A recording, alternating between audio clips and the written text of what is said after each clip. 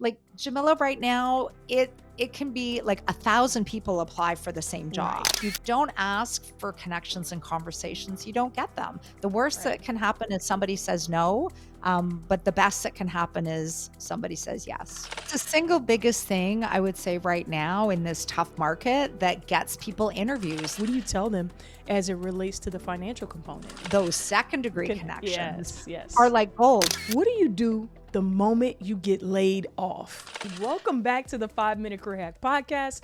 I'm one of your co-hosts, Jamila Brown, and I've got an incredible guest here with me today, Michelle Schafer. And I'm not going to get into a ton of her accolades and all the great things that she's done. You'll hear about that as we go through the podcast. But let's welcome Michelle to the 5 Minute Career Hack Podcast. How are you doing today? I'm doing well, Jamila. Thank you so much for having me today. Thank you for being here. And we're going to get right into it. There's a lot happening in the world. And I think this topic, several of the topics that we're going to cover, you're an expert. And I think the audience will be extremely blessed by everything that you share with them. So, my first question for you today is, what do you do the moment you get laid off? That is such a great question. And there's so much job loss going on right now. And the first thing that I see people do, and I'm going to say to all of your listeners, do not do this thing, which is plaster the market with resumes. That's oftentimes the first thing that I see. I recommend a different strategy. The first thing is when you have experienced a job loss, it is a loss and there's a lot of emotion that goes with that. So take a pause, breathe, and just realize that this is something that has happened. This is something that you are going to rebound from. The next thing that I ask people to do is do some reflection, because since the last time you had to look for work, chances are your career priorities have shifted, and you need to make sure that those priorities are incorporated into your job search. So I like to think of three key questions to reflect on. The first is, what is the work that really fires you up and gives you energy as compared to work that drains you? The second is, think about the organization that you want to be part of. What kind of mandate and values does that organization have? What kind of leader does that organization employ? What kind of teams are there? What kind of environment do you do your best work? And then the third one is reflect on your non negotiables. What are the things that are so deeply important to you that you would actually walk away from an opportunity if these things weren't there? And I find those priorities that you reflect on will allow you to be really intentional in your job search and will really prevent that activity of plastering the marketplace with your resume, leading to a really targeted, intentional search. That's so good, Michelle. And we're 100% aligned. We agree because we've also personally, myself and the other co-founders at the 5 Minute Career Hack, we've been through changes in our career where we're leaving one place, going to another. And the natural inclination, because there's a financial component to it, right, is that I need to get back out here quickly. And I think it's because the getting laid off or leaving or getting fired, whatever it is, creates this hole that you're used to having something attached to, right? You're used to having something Exactly. filling that hole. And so there's Yeah. this emptiness, right? So you're going to wake up the next morning and not do your normal routine. So I Yeah. know reflection is super important because you want to get the best out of the next opportunity, right? So Exactly. what do you tell the person who's got this check that they're no longer going to get, or this financial burden or whatever it is in their lifestyle that's wanting them to spam the marketplace in LinkedIn and resumes? What do you tell them as it relates to the financial component? Yeah, I mean that's such a great question too, because there are some individuals who have lost their job that maybe don't have to find something right away, but there are certainly lots of individuals, and I've spoken to them, Jamila, you've spoken to them as well, who have that immediate need to find something right away. So to those individuals, I say make sure that you have a plan. So that plan includes really a few different things. The first thing is, you want to make sure that you actually have a target for your job search. I liken looking for work as a little bit like going on vacation, although not nearly as much fun, obviously. Right. But the two components that really make it similar are you need to have a destination and you need to have a plan. So, for somebody who needs to find something quickly, know what that career target is, know the kinds of jobs that you are going to be interested in. You don't want to just apply for everything. This is what goes back to your reflection. What is the kind of work that you really want to do? And then start to put your job search plan together, targeting those particular opportunities. The other thing that's important that really will prevent you from spamming the marketplace with all of your resumes is to have a plan. And I like to think of a really robust job search plan as having three components. The first is you want to be really targeted about the job boards that you're looking at. So make sure that you set up job alerts. Maybe there's certain websites that post Mhm. certain jobs for organizations you're interested in. Make sure that you're setting up those alerts so that you're not having to keep canvassing the marketplace. You have those alerts for new jobs being sent to you. The second component is reach out to recruiters, like whether they're external recruiters who represent a number of different organizations, or target those internal recruiters for organizations you're interested in. Reach out to those recruiters, see what's going on, see what kind of positions that they're filling. And that's a way to get connected to new opportunities. The third component, and Jamila, I know you know this, but this might be a shock to a number of listeners. The third component has to do with networking. And you Mm. do want to make sure Yeah. that that's part of your plan. And when I'm talking about networking, I'm actually not talking about events. It's just about targeted and intentionally reaching out to people in your circle who can get you connected to other people who might know about different opportunities, maybe even people at companies that you would like to work with, Right. and get a conversation. And the more you talk about your job search, the more you get connected. That is going to open up a number of opportunities, and probably opportunities that you wouldn't even find out about on your own. So less just simply online searching and more about building relationships and talking to people.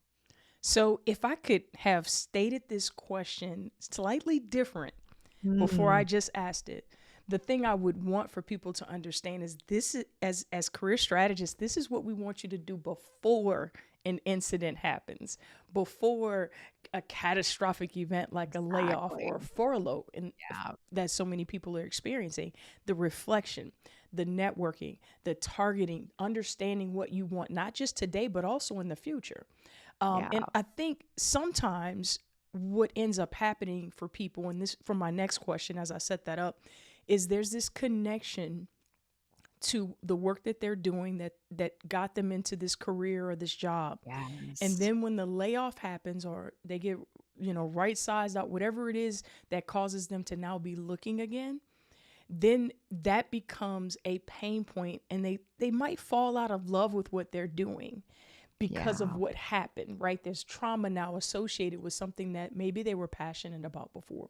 So, how can they Exactly. find that love again, right? Because I think it's part of the reflection, but how can they Yeah. find that love or even separate the traumatic incident from their love for what they're doing? What are your thoughts on that? Yeah. Yeah, that's really interesting because, I like to think that our priorities in our career, even if we put a job loss aside, these priorities change as we age, as we enter different stages in life. Like, I'm 56 right now, Jamila. Yeah, My priorities now are very very different different. than like when I was in my 20s. The work that fires me up now also very different than when I was in my 20s. So, the key here is to really, I think, just to really be honest with yourself. And you're absolutely right. We can really get tied to certain aspects of our work. Maybe there's certain things that are part of our work that we're known for, people go to us about, but they don't excite us anymore. Maybe they're Right. things that really we feel like they're more obligations, but we don't really want to do them. So a couple of things that can help there. I mean, one is to really, like, be very specific. When I ask people to think about the kind of work that they really enjoy doing, I ask them to think about specifically, tell me about, maybe two or three different times over the course of your career where you remember being excited. Yeah. What were you doing? Why were you excited about that thing? And so that can help us get a little bit more connected. We can also ask other people, because sometimes what we can't see for ourselves, and I think in the face of a job loss, we may be disconnected from our value. We may forget Mhm. about those things that not only add value to other individuals, but things that we actually enjoyed. So, talking to people that we know professionally, people that were, colleagues, people that we reported to, and ask them some questions like, what was something that you remember I did that was really valuable for you? Or why was that valuable? And then do that assessment for yourself. Is that something I enjoy doing today? Is that something I enjoyed doing in the past? So it's just really being honest with yourself. And, the other part of it is, especially as we're talking about a job loss, it's also thinking about, when we're talking about ourselves to other people, like fast forward to when you get your first interview, for example. And Jamila, one of those questions is, tell us why you're looking for Right. opportunities. Why did you leave your last organization?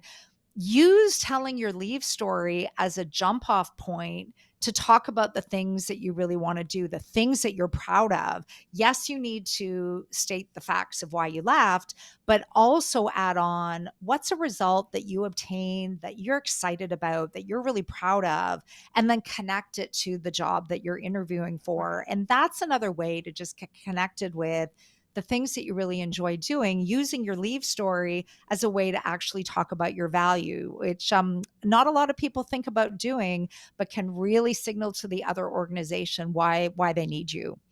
Right. And the example I always use, because I think it's so important to, and I've not used the term leave story exactly, but I think Okay. how you craft it and the energy that you feel that's genuine and authentic about it is a huge display of what that company is going to get. So if I'm on the Yeah. hiring side, which I've hired thousands of people in my corporate career, Mhm. I honestly, the workload was too much, the amount of people that I've had to hire in I'm my sure. career. But I believe the thing that's super important to convey in that moment, to your point, is what you're excited about, what you're passionate about. And so I always parallel it to a CEO that, and I don't think they quote unquote get fired as CEOs for Fortune 500 companies. They move on to Although there other are some projects. circumstances, yeah. Right. They move on to other projects. They're going to spend time with their family or whatever Yeah. story they've made up to keep the NDA and everything cool. But that person, that CEO, is not thinking about this being a traumatic situation because they've got this Mm, big balloon payment coming, right? Number one, they've got a financial yes. parachute. But then number Yeah. two, they know that there are so many opportunities that they can now go and have a fresh start with. It's why Yes. their average tenure, I believe last time I checked, is around 3 to 5 years. They Yeah. already know that they're going to be going to something else. So in their mind, they're like, well, now I get to XYZ. There's Now I something get to else. try this, or I get to bring so and so over with me, and we now get to go do this thing we've always wanted to do. And so Exactly. there's this level of excitement when a CEO transitions, even though oftentimes it's not a good thing, Yeah, but and they not are the reality excited. with the average job seeker too. They don't have Correct. that same level of excitement for Right. sure. And I use that as an example so that, and I give a couple of real examples so that people can get excited about the new opportunity that's been placed in front of them Yeah, to now go attempt or try to do things that maybe they always wanted to do, couldn't do it at the previous company, or new exactly. strategies, bringing team members with you, whatever that might look like. Just Yes. painting that picture and having a level of excitement that's genuine and authentic, like you're your own CEO. That's kind of been my stance, because I heard that in when you use the phrase leave story, right? Most CEOs, it's very public, right? But they still have to articulate, okay, well, why do you now want to take on this 3 to 5 year project? In most cases, you're not taking over this darling of a situation. Exactly. Well, Yeah. and it's also, it's taking stock of those transferable skills, like Yeah. what you have developed over the course of your career Yeah. is very applicable in other sectors and other roles. And as we're talking about this, Jamila, it makes me think of one of my past clients actually, who, difficult circumstance that he was able to move on to something that was waiting backstage in his life, if you want to use Mm. that term. So, I remember this particular client in COVID, he was a restaurant owner. He had been part of like the hospitality industry since he was a kid, family owned restaurants. He used to work in these restaurants as a kid. So he knew nothing else other than the restaurant industry. But in COVID, we remember like there Right. were restaurants closing all over the place. So he made the really tough decision to sell his restaurant. But Wow. then the big question was, well, what do you do when he's been working in restaurants since he was 10? Right. What do you do from that? And so, he was able to take stock of his transferable skills. Like as a restaurant owner, yes, he had a commitment to client service. He had to work with vendors. He built lots of really strong relationships. He actually had to lead projects, with doing renovations in a restaurant or offering new things on their menu. And so he started to explore construction project management, which seems completely different than the restaurant sector. But because he took stock of his transferable skills, he knew what value he could offer. And then he marketed himself to show that he would be a fit for that kind of work. So a lot of work had to be done to even build a resume. He never even had a resume, Jamila, Right. because he never needed one. Never. When you do that reflection, you know what was important to you. And for him, he had a young family. He knew being in hospitality was just not going to be workable for him anymore. He wanted something that would give him a bit more balance to integrate those things that were Hmm. important to him in his life. He was able to make that transition through following those steps. And it's such a great example of what can come. Yes, job loss, or for him, like losing tons of money in COVID, that was uncomfortable. These situations are difficult, they're challenging, and they're frustrating and discouraging. And yet, I've seen it happen so often that even when a circumstance is really uncomfortable, there are other things waiting. There are other things that you can take your skills to. Sometimes that new opportunity ends up being better than the one that you left. And so, for all of your listeners, like to know that if you are looking for work right now, know that this is not your forever place. You will find work again. And there are some really interesting opportunities. Having a plan is really key to finding those. Yeah, and I think, my firm belief is if you're breathing, tomorrow is the best, right? The best is yet to come, right? Yes. And Yeah. having that perspective, but also to your point, having the plan, painting a picture of you what you want that to look like, you can Yeah. manifest those opportunities and you start to attract those things and you start placing yourself in the spaces where those opportunities can happen for you. So I think that's so good, and I think that's such an incredible pivot from the restaurant hospitality industry to the construction project management industry. But to your point, the level of skills, we could list probably thousands that he developed in his Oh, career, but probably easily. hadn't thought about until taking the time to talk with you. No. And the other part of that too is, he started to look through his network versus at it. And what I mean by that is, if we just look at the people we're immediately connected to, like for him, if we continue that example, he knew tons of people in the restaurant industry, but he didn't want to be in the restaurant industry anymore. So he could have easily looked at his network and thought, okay, there's nobody I'm immediately connected to in construction. Like, who's going to help me? All these other people who also own restaurants, they're kind of the same as me. And he needed to really branch out from that. So, one of the things that he started doing was he reached out to people who were connected to his people. Mm. So, that's that idea of looking through the network. Like, Jamila, you probably know, like, hundreds and hundreds of people. If I was going to be looking through my network, we're connected now. Correct. I could easily get connected to people that you're connected with. And in Correct. a job search, those, like I'm going to use a LinkedIn term now, those second degree connections Yes, are yes. like gold, right? Because when you are able to get connected to somebody who is outside of your circle, but you have a mutual connection, that person, that mutual connection will open up the door for you, which makes it so much easier Whew. for you to get a conversation. And B, you're instantly growing your network. Like in a Yeah, job search, you want to meet new people. That is how you're going to get connected to new opportunities. So, reverse engineering your search and thinking about what are all the companies that I'm interested in? And now looking on LinkedIn or even just by talking to people, who's connected to those organizations that can get me a conversation. Jamila, I've seen it happen where, a client of mine, he applied for a job like online. It was a large national organization. He got rejected for the job he applied online, but he used his second degree connections to get him an introduction with the hiring manager. Well, done. after he got rejected online, he got another message from human resources. Guess what? You've been invited to an interview for the same job he got rejected for.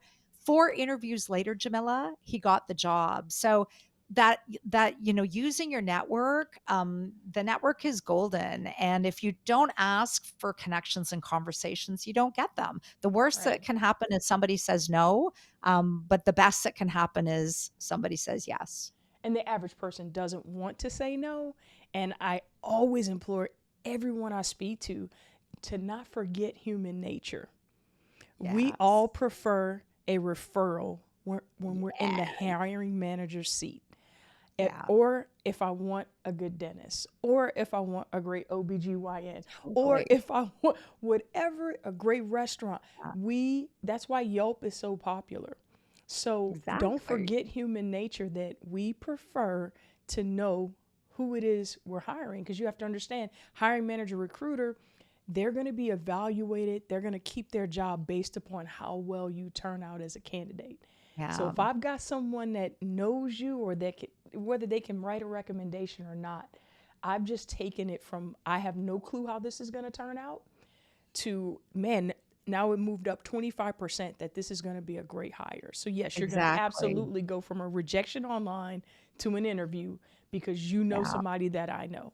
Simply And put. it's the single biggest thing I would say right now in this tough market that gets people interviews. Like if you do anything, it's with every single job that you apply for, look in your network, like look on LinkedIn and see who's connected to that organization, who's connected to the hiring manager, and ask for that connection, ask for that introduction. And I find when people do that, like Jamila right now, it can be like 1,000 people apply for the same job. Right. It can be more than It's that. that. Yeah, so many It's people. crazy, right? So when you ask for that kind of endorsement or that kind of referral, you're getting out of the much bigger pile and into like a tiny pile that will hopefully get you an interview. So Yeah. single biggest strategy, and when we ask, we can receive. Yes, it's a key principle, right? So It tell the is. audience, how did you go from yourself personally being restructured twice to becoming a career coach that's now written a book on job searching? We'd love to have the audience hear just a little bit about your story as well as your book. Absolutely. So it's really interesting. I believe, especially in any kind of career exploration or job search, I believe in those planted seeds, those things that people tell us that maybe the timing isn't right to pursue a different opportunity or join a new organization, but we remember them, but they just kind of stay in our mind. So for me, my planted seed was a very good friend of mine, Val, who is a coach herself. And years and years and years ago, before I got into coaching, she planted the seed with me. She said, I never understood why you didn't get into coaching. And at the time, the timing wasn't right. But then I experienced my second restructure. And I really felt like this is the universe telling me I should explore this. And that's what I did. I started networking for work, but then I was also networking with coaches and realized in that process that this is something that I wanted to do. So, 10 years ago, I started my coaching practice. So, really excited that I've been working with individuals, empowering empowering them to be able to make really healthy choices in their career, bypass really frustrating job search methods to be able to find the job that they really are interested in. And I remember when I had experienced my two restructures that I never really had a roadmap. Like I Mm, kind of went and did different things, but none of those activities were connected. I didn't really know how to talk about myself. I didn't have a career target, and I sure didn't have any kind of plan. So, my partner has been, cheerleading me for a while. He said, "I really think you have a book in you where you can share love what, that. your system, what you've learned about job seeking over the years." And so that's what I decided to do. I decided, you know what? Like, I have learned a lot about, refining your target, creating a plan that includes a mix of activities, not just online searching, but those relationship building activities that we've talked about today, and really putting them into a book. So my book is a step-by-step process, everything from the reflection that we talked about before, like what kind of things do you reflect on, and everything to securing your job and everything Mm, in between. So it talks about networking, it talks about interviewing, how to, really refine your personal brand, develop your marketing assets like your LinkedIn and your resume, right. to tell your career story. And it's a workbook as well, Jamila. So it's part strategy and tips, but then it's also, I give an opportunity for people to write in what they're learning and building their job search plan chapter by chapter. So I'm excited to announce it actually won my book, won an award. So it's called Cultivating Career Growth, Navigating Your Transitions with Purpose. And the award is an International Impact Award. And so I'm Oh, really that's excited that awesome. it's been recognized. Congratulations, man. Thank You guys, you. if you're in the comments watching this on YouTube or if you're on Spotify, Apple, man, be sure to send out some love and congratulations to Michelle on that award. Thank you. There are billions of books that have been written, and to be critically acclaimed is an incredible honor. So, congratulations to you and your Thank hard work. you. Most importantly, sharing your experiences and what you figured out in your frameworks is a gift that will continue to give for lifetimes and beyond. So I think that's super cool that Thank you've you. done that and then also been recognized for it. So, and so happy that you're sharing with our audience today. We're going to be sure to link that up in the comments or in the description of the show so that you can grab a copy of her book. I encourage it. If there's always a way, right, for you to get where you're trying to go from A to B. And everybody's path is going to be different, and everyone needs a specific tool, a specific way of going about it. And there are going to be so many people that are going to connect with Michelle and her process. And we want to make sure you have access to that in the description. So I Thank you. truly appreciate you being here. We always end every podcast by asking our guests about their final 5 words. What if you could leave the audience with 5 words? It could be a phrase, it could be a quote, Oh, whatever you would wow. like. But we like to do that so that if there's something that they could remember, whether it's about the job search or about being restructured or laid off, what would you like to leave them with, Yeah. Michelle? I would say, kind of my two quotes are, "This is not your forever place, and if you don't ask, you don't get." Those are just things that have guided me in my search, things that I've seen with working with clients that have really helped and supported them. It's all about action and just taking those steps forward. So those are things that come to mind for me. And I love that first one. This is my not my forever place because I think that's a life, work, and everything kind of quote. It And is. you can't you're not designed we're not designed as humans to stay where we are. So Yeah. I love that. I love that. Thank you for sharing those final five You. words. And thank you for taking the time to be on the show with us today. I know Oh, that the audience got some great tips, great perspective, and some encouragement too at the same time. So I appreciate you being here, Michelle. And until next thank time, you. thank you. And until Thank next time, I love you and we'll talk to you soon.